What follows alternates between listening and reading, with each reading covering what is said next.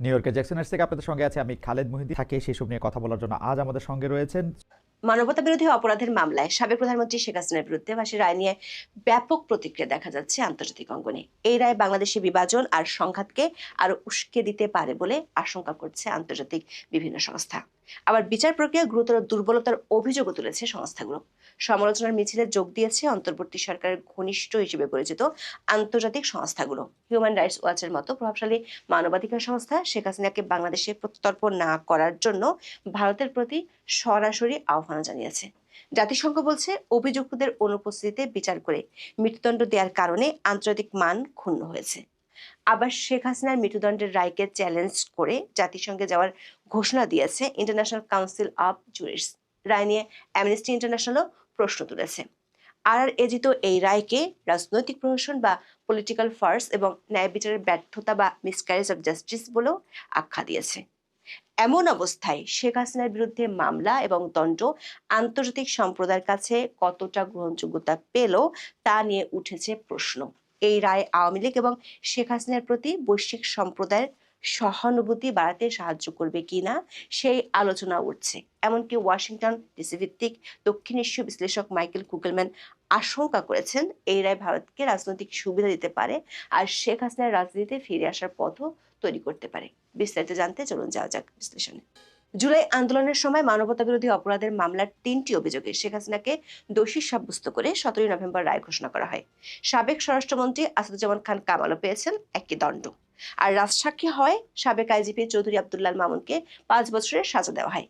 তিনজনের মধ্যে কেবল আব্দুল্লাল মামুন আছেন কারাগারে। এই রায় ঘোষণায় সরকার এবং তাদের মিত্ররা উচ্ছ্বসিত, তবে আন্তর্জাতিক অঙ্গনে দেখা যাচ্ছে নেতিবাচক প্রতিক্রিয়া। এসব প্রতিক্রিয়ার কোনোটি অন্তর্বর্তী সরকারের জন্য সুখকর নয়। বিশেষ করে অন্তর্বর্তী সরকারের প্রতি কয়েক মাস আগেও দৃঢ় সমর্থন জানানো প্রভাবশালী কয়েকটি আন্তর্জাতিক সংস্থার বিবৃতিতে দেখা যাচ্ছে কড়া সমালোচনা।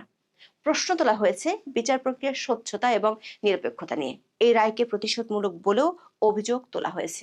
দর্শক, আমাদের হাতে আসা 5টি আন্তর্জাতিক সংস্থার বিবৃতি আমরা পর্যালোচনা করেছি। সেগুলোর বিশদ বিবরণে যাওয়ার আগে এক নজরে এসব সংস্থাগুলোর বিবৃতির মূল পয়েন্টগুলো দেখে নিই। শেখ হাসিনার মৃত্যুদণ্ডের বিপক্ষে সবচেয়ে কঠোর বিবৃতি দেয় হিউম্যান রাইটস ওয়াচ। সাবেক প্রধানমন্ত্রীর অনুপস্থিতিতে বিচার ও মৃত্যুদণ্ড ন্যায্য বিচারের পরিপন্থী বলে সরাসরি অভিযোগ করে সংস্থাটি। অথচ অধ্যাপক মোহাম্মদ ইউনূস ক্ষমতায় নেয়ার পর বেশ কয়েক মাস তার প্রতি সংস্থাটির ব্যাপক সমর্থন দেখা গেছে। 15 মাস পর আইসিটির রায় ঘোষণার কয়েক ঘন্টার মধ্যে সেই সংস্থাটি তোলে বিচারে মানবাধিকার লঙ্ঘনের গুরুতর অভিযোগ। দর্শক, শেখ হাসিনার ফাঁসির রায়ের বিরোধিতা করে জাতিসংঘ মানবাধিকার কার্যালয় বিবৃতি দিয়েছে। ডক্টর ইউনূসের ঘনিষ্ঠ হিসেবে পরিচিত জাতিসংঘের মানবাধিকার বিষয়ক হাই কমিশনার ফলকার তুর্ক বলেন, তারা যে কোনো পরিস্থিতিতে মৃত্যুদণ্ডের বিরোধিতা করেন। আরেক প্রভাবশালী আন্তর্জাতিক মানবাধিকার সংগঠন অ্যামনেস্টি ইন্টারন্যাশনালও বিচার এবং রায় নিয়ে বড় ধরনের প্রশ্ন তুলেছে।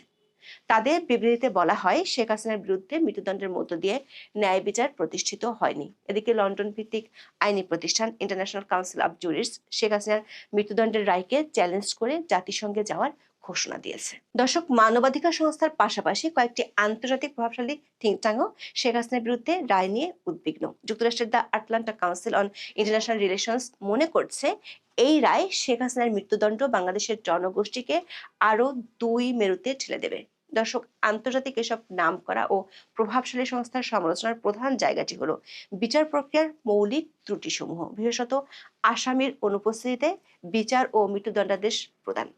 হিউম্যান রাইটস ওয়াচ এবং অ্যামনেস্টি ইন্টারন্যাশনাল দুটো সংগঠনই বলছে, শেখ হাসিনা ও আসাদুজ্জামান খান কামাল উভয়ের অনুপস্থিতিতে বিচার হয়েছে এবং তাদের পছন্দের আইনজীবী নিয়োগের সুযোগ দেওয়া হয়নি।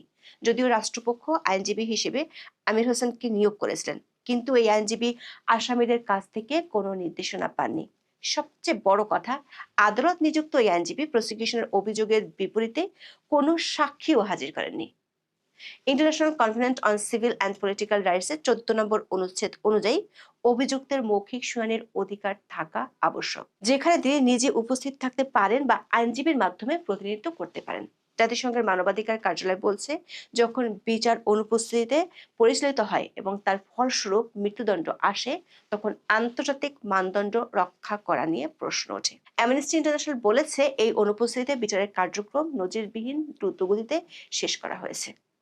প্রথম মামলা থেকে রায় ঘোষণা পর্যন্ত সময় লেগেছে মাত্র ৩৯৭ দিন।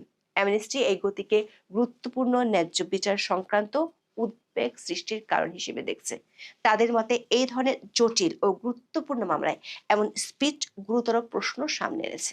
দর্শক, আন্তর্জাতিক সংস্থাগুলো বলছে, প্রসিকিউশন কেবল প্রক্রিয়াগতভাবে ব্যর্থ হয়নি, বরং তারা আন্তর্জাতিক ন্যায় বিচারের মানদণ্ড পূরণেও ব্যর্থ হয়েছে। হিউম্যান রাইটস ওয়াচ উল্লেখ করেছে, অভিযুক্তরা তাদের বিরুদ্ধে দেওয়া সাক্ষীদের জেরা বা ক্রস এক্সামিন করার পূর্ণ সুযোগ পাননি। অ্যামনেস্টি ইন্টারন্যাশনাল প্রতিবেদনেও বলা হয়েছে, যেসব প্রমাণকে বিরোধী বলে গণ্য করা হয়েছে সেগুলো যাচাই করার অনুমতি দেওয়া হয়নি। সংস্থাটির কাছে সব মিলিয়ে বিচারটি ন্যায়সঙ্গত হয়নি। দর্শক, এই মামলার তৃতীয় আসামি সাবেক পুলিশ প্রধান চৌধুরী আব্দুল্লাহ মামুন, যিনি হেফাজতে ছিলেন। তিনি রাজসাক্ষীর বা অ্যাপ্রুভার হওয়ার আবেদন করেন এবং প্রসিকিউশনের সাক্ষী হওয়ায় তাকে মাত্র 5 বছরের কারাদণ্ড দেওয়া হয়। আন্তর্জাতিক বিশ্লেষকরা বলছেন, একজন উচ্চপদস্থ নিরাপত্তা কর্মকর্তার এভাবে রাজসাক্ষী হয়ে কম শাস্তি পাওয়াটা বিচারিক নিরপেক্ষতা নিয়ে প্রশ্ন তুলেছে। RRAG এর পরিচালক সুহাস চাকমা এই প্রক্রিয়ায় তীব্র সমালোচনা করে বলেছেন, সাবেক আইজিপি আল মামুন কোনো অপরাধের ঘটনাস্থলে উপস্থিত ছিলেন না, তাই তিনি কিভাবে রাজসাক্ষী হতে পারেন। সবচেয়ে গুরুতর অভিযোগগুলোর মধ্যে একটি হলো, ট্রাইব্যুনাল তাদের রায়ে জাতিসংঘের মানবাধিকার বিষয়ক হাই কমিশনার কার্যালয়, হিউম্যান রাইটস ওয়াচ এবং বিবিসির রিপোর্টকে প্রমাণ হিসেবে ব্যবহার করেছে। RRAG পরিচালক এর কঠোর সমালোচনা করে বলেছেন, মৃত্যুদণ্ডের মতো গুরুত্বপূর্ণ একটি মামলায় এই ধরনের রিপোর্টকে প্রমাণ হিসেবে গণ্য করা যায় না যতক্ষণ না সেই সংস্থার প্রতিনিধিরা সাক্ষ্য দেন এবং তাদের জেরা করা যায়। দর্শক, রায়ে মৃত্যুদণ্ড আন্তর্জাতিক মানবাধিকার সংস্থাগুলোর সমালোচনার একটি কেন্দ্রীয় বিষয়, কারণ তারা যে কোনো পরিস্থিতিতে মৃত্যুদণ্ডের বিরোধিতা করে। অ্যামনেস্টি ইন্টারন্যাশনাল এই মৃত্যুদণ্ডকে সবচেয়ে নিষ্ঠুর, অমানবিক ও অবমাননাকর শাস্তি বলে আখ্যা দিয়েছে। সংস্থার মহাসচিব অ্যাগনেস কালমার্ট বলেছেন, কোনো ন্যায় বিচার ব্যবস্থায় এর স্থান নেই। জাতিসংঘের মানবাধিকার কার্যালয় এই মৃত্যুদণ্ডের রায়ের বিরোধিতা করেছে, কারণ জাতিসংঘ দীর্ঘদিন ধরেই এই ধরনের সাজা বাতিলের আহ্বান জানিয়ে আসছে। দর্শক, আন্তর্জাতিক সংস্থাগুলো বলছে, এই রায় এমন একটি আদালতের মাধ্যমে এসেছে যা নিরপেক্ষতা নিয়ে আন্তর্জাতিক মহল বহুদিন ধরে সংশয় ছিল। যেমন হিউম্যান রাইটস ওয়াচ বলেছে, শেখ হাসিনা সরকারের গঠিত আইসিটি বারবার আন্তর্জাতিক ন্যায্য বিচারের মানদণ্ড পূরণে ব্যর্থ হয়েছিল। সংস্থাটি সতর্ক করেছে, মোহাম্মদ ইউনূসের নেতৃত্বাধীন অন্তর্বর্তী সরকার অধীনেও এই ধরনের চর্চা চালু আছে। দর্শক, ন্যায় বিচারের শর্ত কঠোরভাবে লঙ্ঘিত হওয়ার অভিযোগ এনে লন্ডন ভিত্তিক আইনি প্রতিষ্ঠান ইন্টারন্যাশনাল কাউন্সিল অব জুরিস্টস বা ICJ শেখ হাসিনার মৃত্যুদণ্ডের রায়কে চ্যালেঞ্জ করে জাতিসংঘে যাওয়ার ঘোষণা দিয়েছে। এক বিবৃতিতে প্রতিষ্ঠানটি শেখ হাসিনার জীবনের অধিকার এবং ন্যায় বিচার পাওয়ার অধিকার রক্ষায় জরুরি হস্তক্ষেপের আহ্বান জানায়। অভিযোগ করা হয়, আন্তর্জাতিক অপরাধ ট্রাইব্যুনাল থেকে ঘোষিত মৃত্যুদণ্ড নিয়ে বিশ্বজুড়ে গভীর উদ্বেগ তৈরি হয়েছে। সেখানে বিচার প্রক্রিয়াটি ছিল প্রচণ্ড ত্রুটিপূর্ণ, অস্বচ্ছ এবং আন্তর্জাতিক মানবাধিকার মানদণ্ডের সঙ্গে সাংঘর্ষিক। এ বিষয়ে ICJের পক্ষ থেকে জাতিসংঘের সংশ্লিষ্ট সংস্থার কাছে জরুরি আপিল করা হবে বলেও জানানো হয় বিবৃতিতে।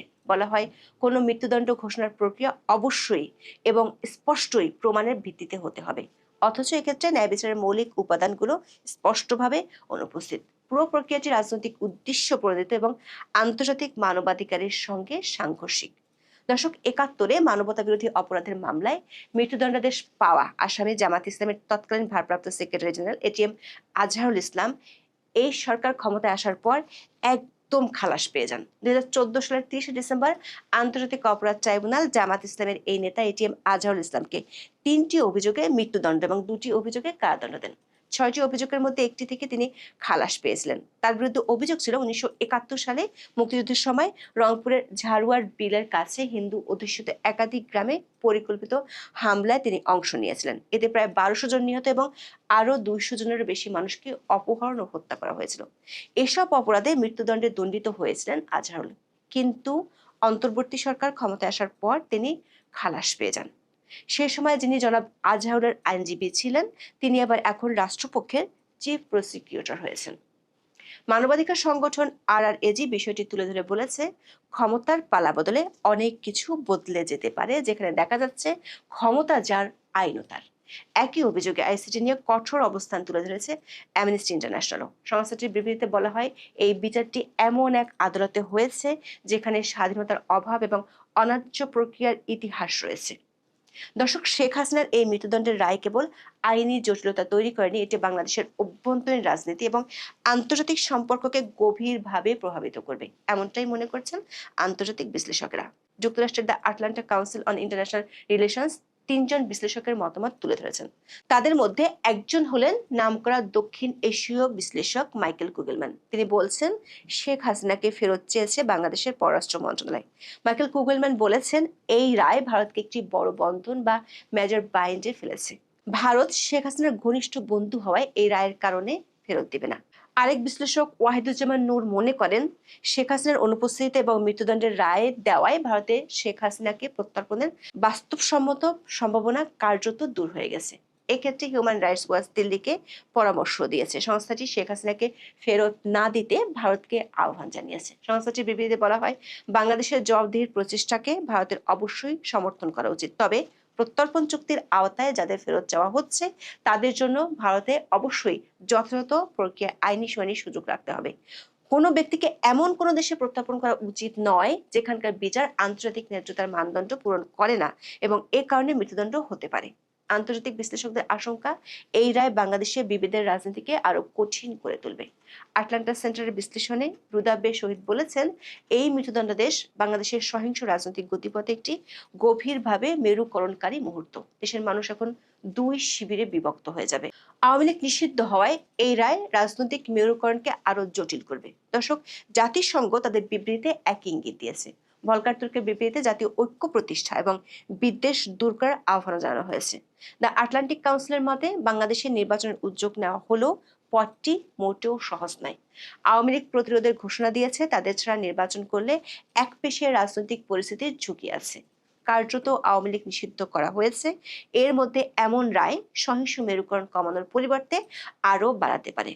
দর্শক, সব মিলিয়ে শেখ হাসিনার বিরুদ্ধে রায় ঘোষণায় দেশের ভিতরে সরকার সমর্থকরা উল্লসিত হলেও বৈশ্বিক অঙ্গনে দেখা যাচ্ছে অস্বস্তির প্রতিক্রিয়া। স্বাভাবিকভাবেই এই প্রতিক্রিয়াকে নিজেদের পক্ষে ব্যবহার করার চেষ্টা করছে আওয়ামী লীগ। প্রশ্ন হলো, নতুন এই মেরুকরণে শেষ পর্যন্ত লাভের গুড় কার ঘরে যাবে? আশা করি বিষয়টি বুঝতে পেরেছেন। এ নিয়ে আপনার গুরুত্বপূর্ণ মন্তব্যটি অবশ্যই কমেন্ট বক্সে জানিয়ে দিবেন। ধন্যবাদ।